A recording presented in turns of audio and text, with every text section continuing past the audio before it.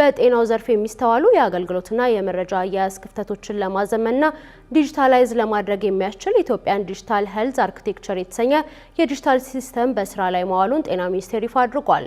ሚኒስቴሩ ባስጀመረው በዚህ የዲጂታል ስርዓት ታካሚዎች የጤና መታወቂያ እንዲኖራቸው እንደሚደረግ ብሎም የተበጣጠሱ ስራዎችን አንድ ወጥ ለማድረግ እንደሚሰራ ነው የተነገረው።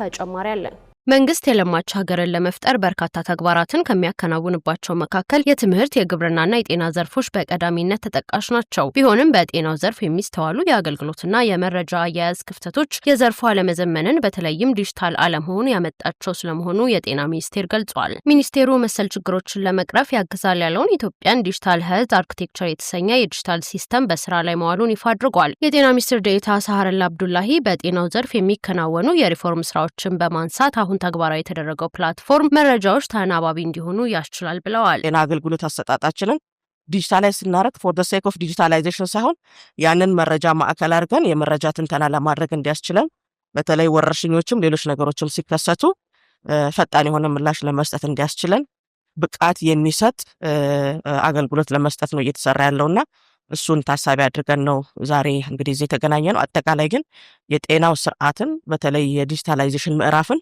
ወደ አንድ ከፍ ወዳለ ምዕራፍ ሊያሸጋግር የሚችል የጤናው ሴክተር ሪፎርም እየሰራናቸው ካሉ ስራዎች ውስጥ መሶብ እንግዲህ ሁሉም አገልግሎቶች ወደ መሶብ እንዲገቡ ተብሏል። ወደ መሶብ ሲገቡ ግን ተናባቢ የሆነ አንድ የሆነ ወጥ የሆነ የዲጂታል ሲስተም ነው የሚጠበቅብን።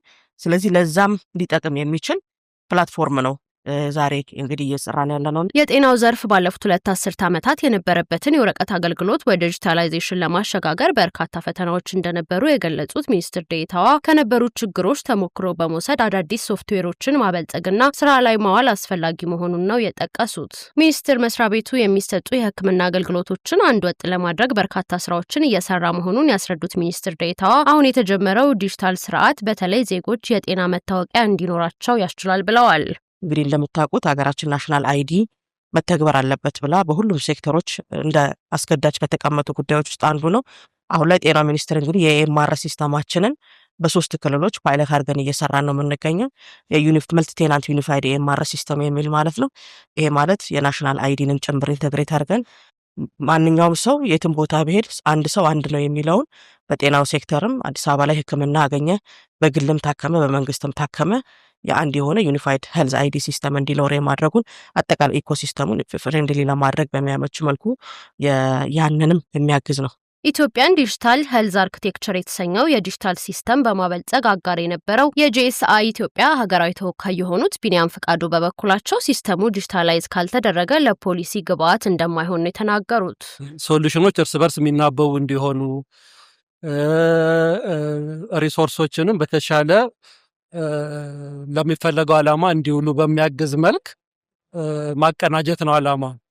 ከዚህ በኋላም የሚሞጡ እያንዳንዱ የዲጂታል ሶሉሽንስ ብለን የምናስባቸው እርስ በርሳቸው ተናበው የጤና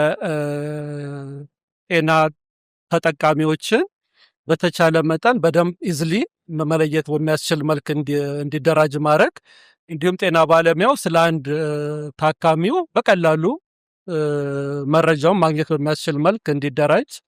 ሁለተኛም የሚሰበሰቡ ዳታዎች በጣም ብዙ ናቸው እዚህ ሀገር ላይ ያሉትና እርስ በርስ ካልተናበቡ በስተቀር ለፖሊሲ ግብዓት አይሆንም።